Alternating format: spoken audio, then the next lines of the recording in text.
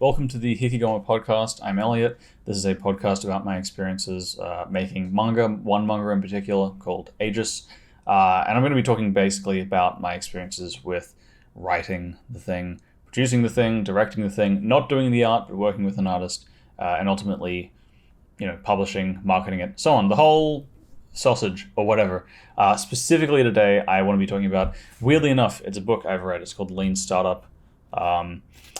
Why would I be talking about a book that is effectively about startups and also lean, non-fatty startups? Well, it's because it applies very, very directly, surprisingly, to storytelling.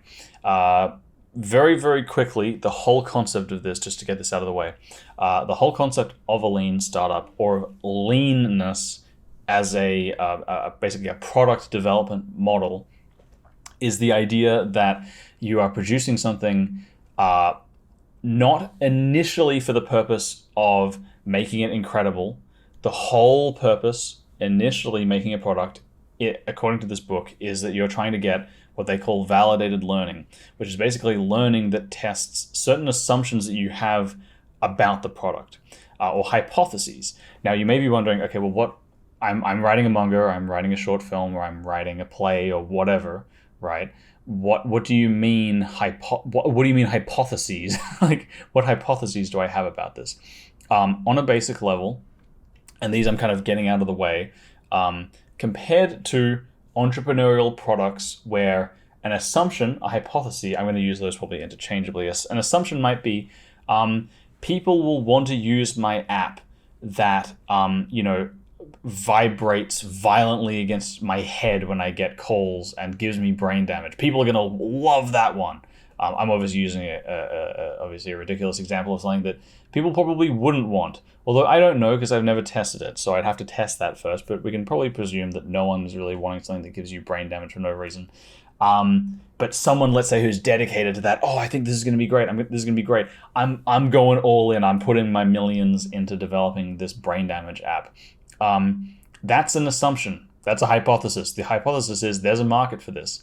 People need this. People will pay for it. People will use it for free. People will whatever. This is actually something people want. People are going to want all these features that give you increased amounts of brain damage or decreased, or gives you specific kinds of brain damage, or it gives you localized brain damage. We're going to spend a year on each of those features, making them so good, and then you release it and then no one wants the whole thing, right? That was what you would call validated testing.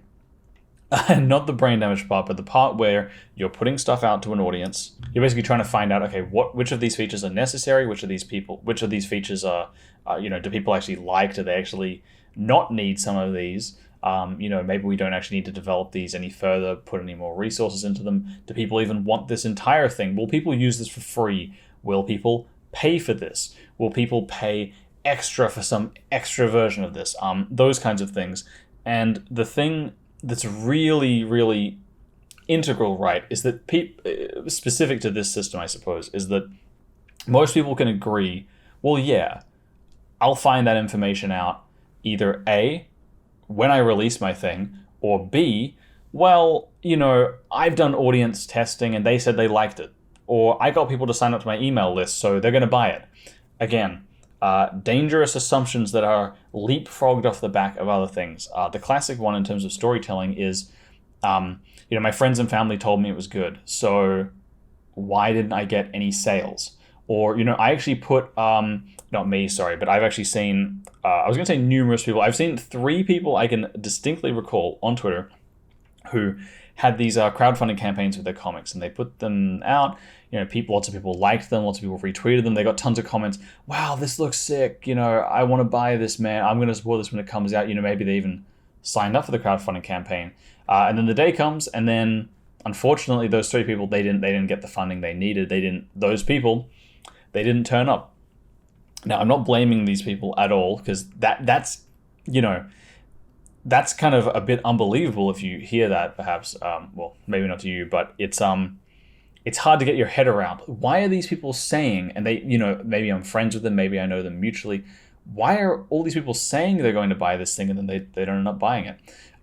Key reason is that people, and this has been studied fairly widely, people in almost humans in almost every way are really, really bad at predicting their own behavior and like measuring their own behavior.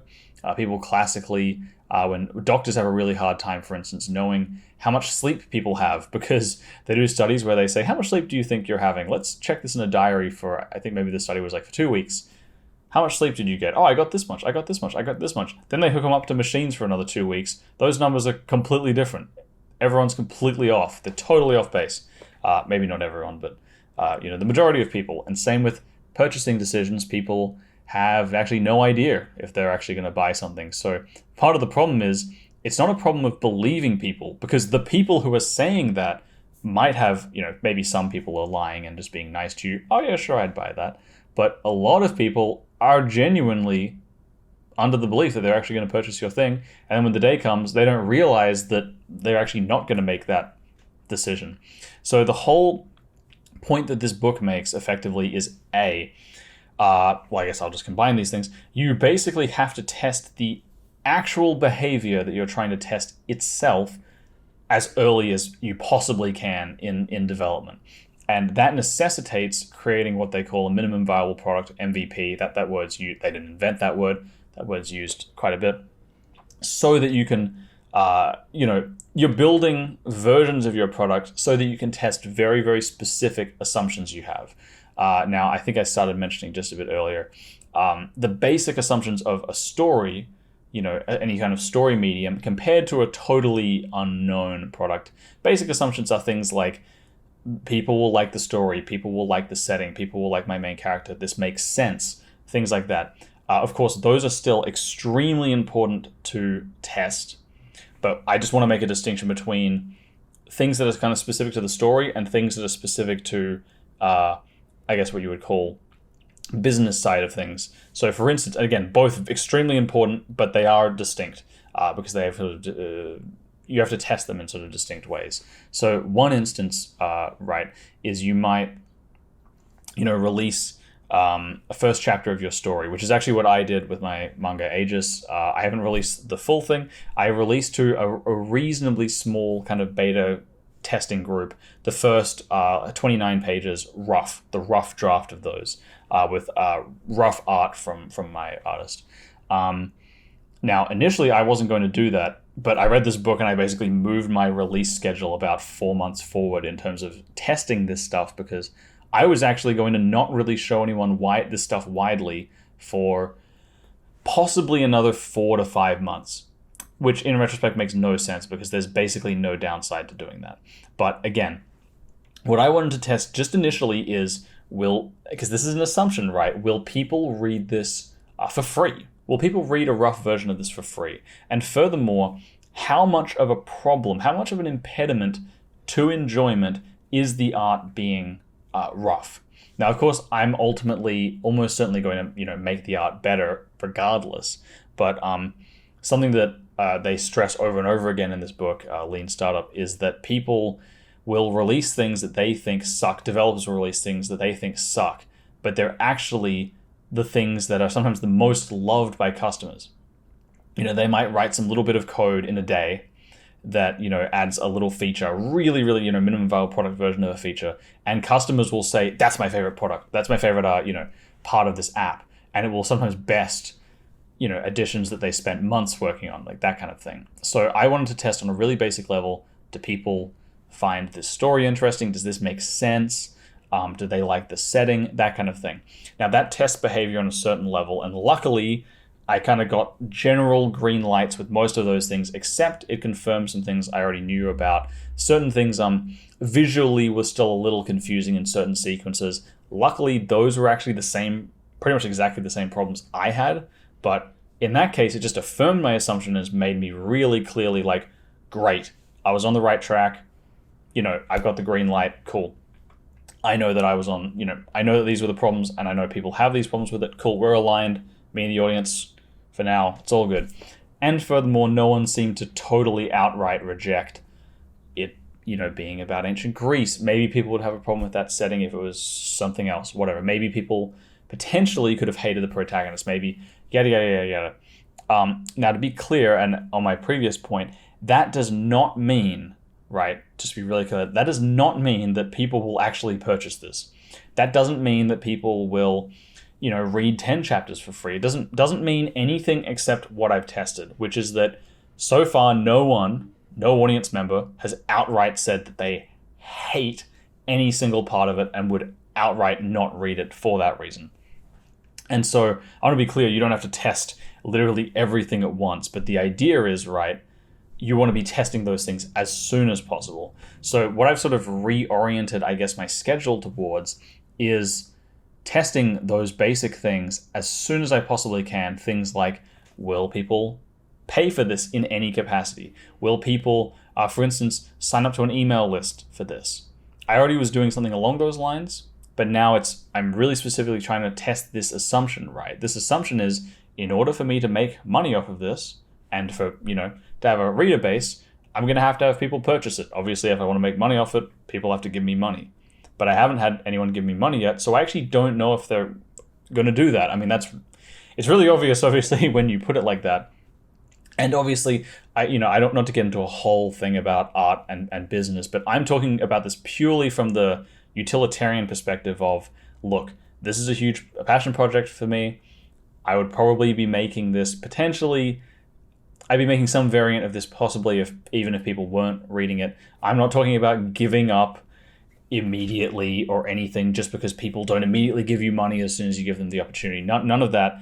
I'll go into that probably at a later date of a bit more of what they talk about. In that case, you probably, if people like everything except, man, your main character should really be a woman, not a dude, something like that, then maybe you can pivot. Or, we really feel like there needs to be more interesting dynamic with the main characters. Okay, maybe you add a character, maybe you subtract a character, maybe you change a relationship there. That's a pivot, right? Not a, you're not restarting, you're not giving up and killing yourself, whatever the fuck. I'm not saying it's not a binary, it's not a whatever, if you immediately don't get money. The point is that on a utilitarian level, I kind of need money to keep going with this. And so ultimately, if I spent another year, going hermit mode and writing all this stuff and not releasing it, and I release it after, like, let's say it's something ridiculous. I released after 10 years, I released my masterpiece, and then it turned out, no one wanted an ancient Greek thing in the first place. They only wanted it to be in ancient Mesopotamia. That's like hipster now or whatever. That kind of thing. Then either I get that news after 10 years and it sucks, or I get that news, tomorrow when I release something, right? So that's the idea, is it saves you potentially a huge amount of stress. And let's say that you release your thing and all of your assumptions are exactly what you guessed. Then I think for me that's less it's less dramatic, of course, than finding out, oh my god, everything's fucked, I've got to totally pivot, wow, I just totally saved myself from near death or whatever, thanks lean startup.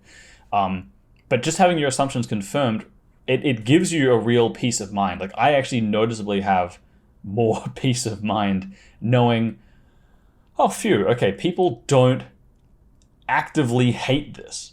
Because again, that was totally a possibility. And that would happen to some people. They'd release something and, everyone finds the main character unbearably annoying. Something like that, right? So that's sort of, I guess, I'll probably be talking about this quite a bit in the coming episodes, because there's a lot to unpack with it. And I also want to talk about, I guess, how I used to go about doing things previously, which, long story short, boils down to, I wasn't testing anything I was doing. This will sound familiar to people who've listened to the podcast before. It's basically a variation of what I've talked about previously. Basically, took tons and tons and tons of notes, tried to basically plan everything in advance before I ever wrote a single line in a script. And then I went to write a script and it was totally different, right? It's actually very similar to this. That, in a sense, is validating your notes. This is validating, what I guess, to get technical, it's validating customer behavior, basically. And so, in a sense, I had these same concerns. Oh my god, will people buy this? Will people read this? Will people like my main character? However, instead of actually going out into the world and doing scientific tests and getting that data back, instead, I dove deeper and deeper and deeper into something bad, which is the whole over-planning thing. And ultimately, that's a turning backwards and actually delaying myself further from getting the exact thing that I'm paranoid about, which created a whole kind of horrible cycle. Anyway, I'll talk about that in much greater detail a bit later. I technically have not finished this book yet. I'm quite close to the end. The ending stuff, as far as I can tell from kind of pre-reading some parts of it, it's not as relevant. So I feel like I've gotten the vast majority of, the information, but I will actually need to. It'll actually take me a little while to kind of have the information settle, I guess, in my brain and form more of a kind of cohesive opinion of it. Because really, I pretty much read it, and while reading it, I realized, my God, I need to totally pivot what I'm doing. And so it's been a very rapid turnaround, literally from, a couple of days into reading it, and then 2 days later, I release, an early chapter of Aegis, and now I'm, getting some feedback immediately, and then I'll actually just release another version of the rough chapter, again, something that they talk about in this book. I actually might even release it and talk about it on this podcast, because, hey, that seems like a good idea, right? Why not? I can actually then, give a bit more context to what I'm actually talking about, and I get something out there that kind of proves, hopefully, that I'm not some complete, hack fraud freakazoid. Anyway, thank you for watching. This is a quick one. I'm trying this kind of new, quicker format, around 15 minutes. As much as I love rambling, it's actually better for me to record these multiple times so I can distill my information down. If you watch the first 1 or 2, maybe 3 episodes, I think within the first 3 episodes, I talked about a concept called interleaving. I use this format partially as a way to almost teach an imaginary person about these concepts, and it actually, it's a learning process called interleaving, where you use knowledge you have in a different format than you're used to. I read this in a book, I then practically did it, and now that I'm explaining it, those are 3 different kinds of applied learning, basically, or whatever. So me actually being forced to distill this down to about, I'm going over a little bit now, of course, but distill it to around 15 minutes, really, I feel like helps me nail the point down, and it probably just makes a much nicer viewing experience, hopefully. So, that's probably what I'm going to aim towards now, maybe 15 to 20. I'm not sure if this is a little short, but I'd almost rather leave more unsaid, in a sense, than keep everything in, if that makes sense, because I'd rather be more selective than just have a really loose edit that just has a million things in it that might be useless or whatever. It really helps you prioritize, and I'm rambling and going over time now, so thank you for watching. Check out previous episodes of this. Check out, I guess, the links in the description will possibly, if you're watching this at a later date, have links to my current projects. Maybe they're manga, maybe they're not. Who knows what I'm going to be doing.